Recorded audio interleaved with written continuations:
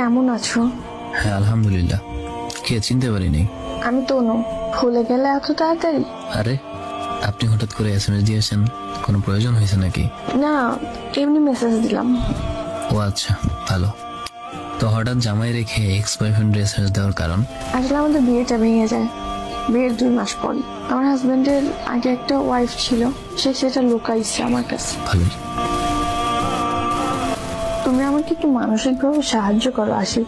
আমার বেঁচে থাকাটা কষ্টের হয়ে যাচ্ছে। আমি তোমার কাছেই সুখ শান্তি পাই, যেটা এখন বুঝতেছি। তো আমি এখন কি করব আপনাকে?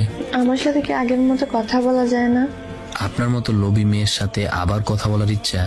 দেখ, এটা তো আপনার শুধুমাত্র কল্পনা বই, কিছুই না। এমন বলো না, আমার খুব কষ্ট হয়। কষ্ট হইলেই কি, না হইলেই বা আমার কি?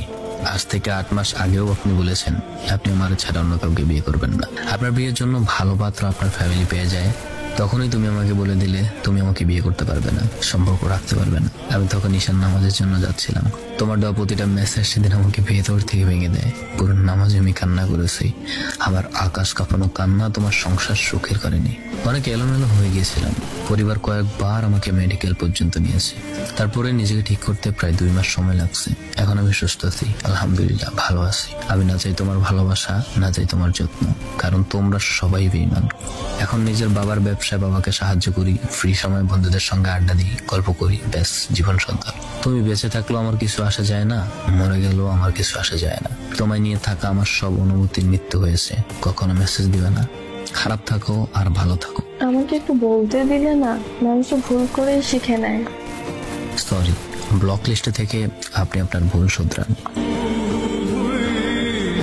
একজন স্বার্থপর বেঈমান মানুষকে কখনোই সুযোগ দেওয়ার প্রয়োজন নেই, কখনোই তাকে সুযোগ দেওয়া ঠিক নয়।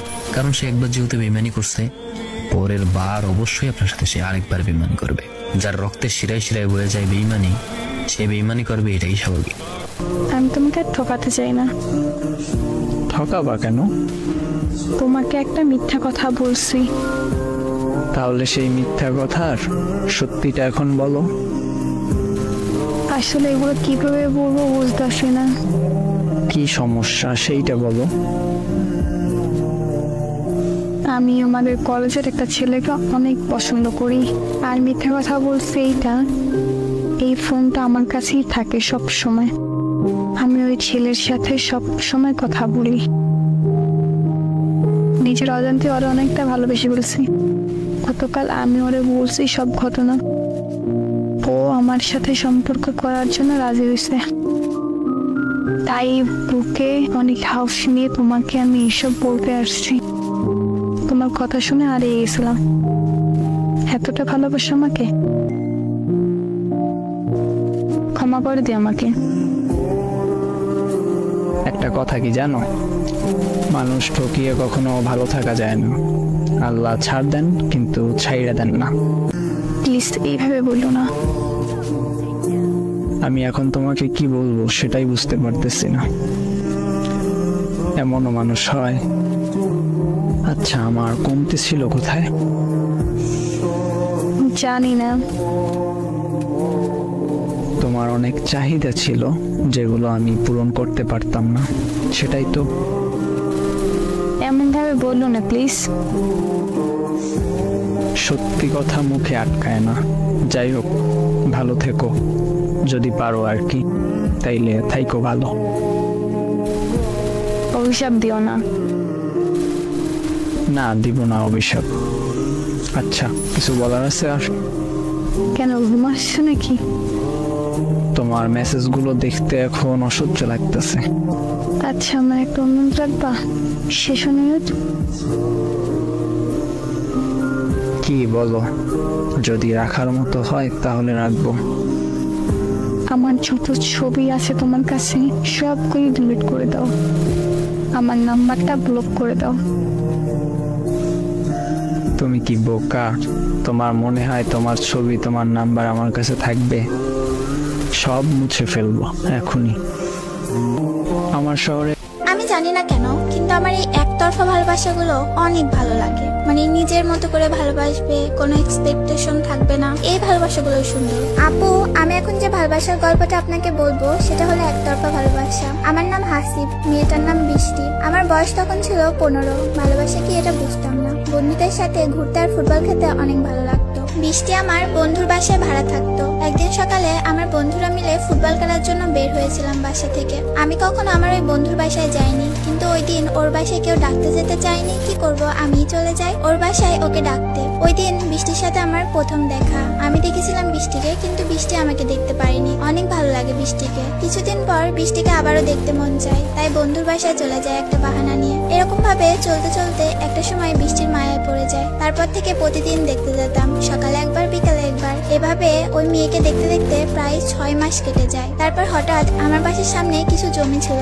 ওইটা বিক্রি হয়ে যায়, ওখানে বাড়ি হয়। তারপর একদিন শুনতে পারি আমার বাসার সামনে যে বাসাটা হচ্ছে ওইটা বৃষ্টির বাসা। ওই দিন আমি অনেক খুশি হই, কারণ বৃষ্টিকে দেখার জন্য আমার প্রতিদিনের মতো 1 কিলোমিটার হেঁটে যেতে হবে না। ওর বাসাটা তৈরি হয়ে গেল কিছুদিনের ভেতরেই। বৃষ্টিও চলে আসে এই বাসায়। তখন থেকে সবসময় দেখা হতো। বৃষ্টি প্রতিদিন সকাল 6টায় প্রাইভেট পড়তে যেত, তাই আমিও প্রতিদিন সকাল 5:30 উঠে ফ্রেশ হয়ে দাঁড়িয়ে থাকতাম ওকে দেখার জন্য। বৃষ্টিকে একদিন না দেখে থাকতে পারতাম না। তারপর এভাবে আরো 1 বছর চলে যায়। দেখতে দেখতে ভালোবাসা দিবস চলে আসে। আমার বন্ধুদের অনেক জোরাজোরিতে আমি আবার প্রপোজটা করেই দিই। প্রপোজ করার পর থেকে আমার জীবনের সব থেকে সুন্দর মুহূর্তগুলো আমি হারিয়ে ফেলি। বৃষ্টিকে প্রপোজ করার পরে বৃষ্টি আমাকে অনেক অপমান করে, তবুও হাল ছাড়িনি আমি। অনেক বোঝানোর চেষ্টা করি, কিন্তু তবুও অপমান হতাম প্রতিদিন। এরকম ভাবে চলতে চলতে একদিন হঠাৎ করে আমার আম্মু মারা যায়। আমার পরিবারের অবস্থা অনেকটা খারাপ হয়ে যায়, তবুও বৃষ্টিকে কখনো ভুলতে চাইনি। একদিন আবারও অপমানিত হওয়ার জন্য তাকে প্রপোজ করতে চলে যায়। আমাকে অনেক অপমান করে, কিন্তু আমার কখনো খারাপ লাগেনি। শুধু একটা কথাই খারাপ লেগেছিল, আমাকে বলেছিল আমাকে নাকি বান্দরের মতো দেখতে লাগে, আমার এই চেহারা যেন আর কোনোদিন তাকে না দেখায়। এই কথাটা আমার অনেক খারাপ লাগে। সেদিন রাতে অনেক কান্না করি। তারপর 6 মাস বৃষ্টির সামনে যাইনি আমি। হঠাৎ করে আমি ঢাকা চলে আসি একটা চাকরি করার জন্য। ঢাকায় আসলাম, 3 মাস পর শুনতে পারি বৃষ্টির নাকি বিয়ে ঠিক হয়েছে। তখন আমি বুঝতে পারি ভালোবাসার মানে কি।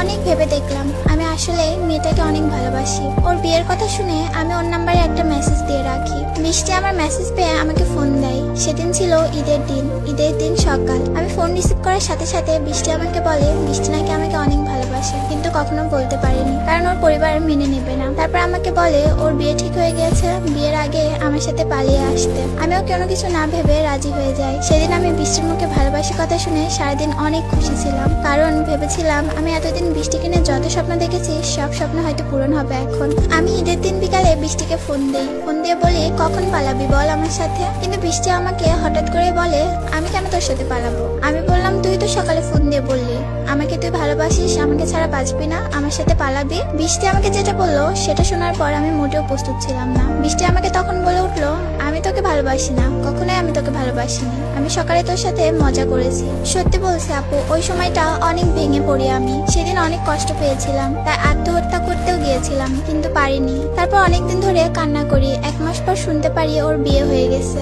এটা শুনে আমি জ্ঞান হারিয়ে ফেলি। তারপর আর কিছু জানি না কি হয়েছে। আমার জ্ঞান ফিরে আসে 2 দিন পর। জ্ঞান ফিরে পাওয়ার পর থেকে আমি অনেক খারাপ হয়ে যাই। আমি নিজের চেহারাই নিজেই নষ্ট করে ফেলি, আর দিনের পর দিন ওর জন্য অপেক্ষা করতে থাকি যদি কখনো ফিরে আসে, অথবা যদি কখনো আমাকে একটা ফোন দেয়। এখনো অনেক ভালোবাসি, 5 বছর ধরে একতরফায় ভালোবাসি। জানি না আমার এই অপেক্ষা শেষ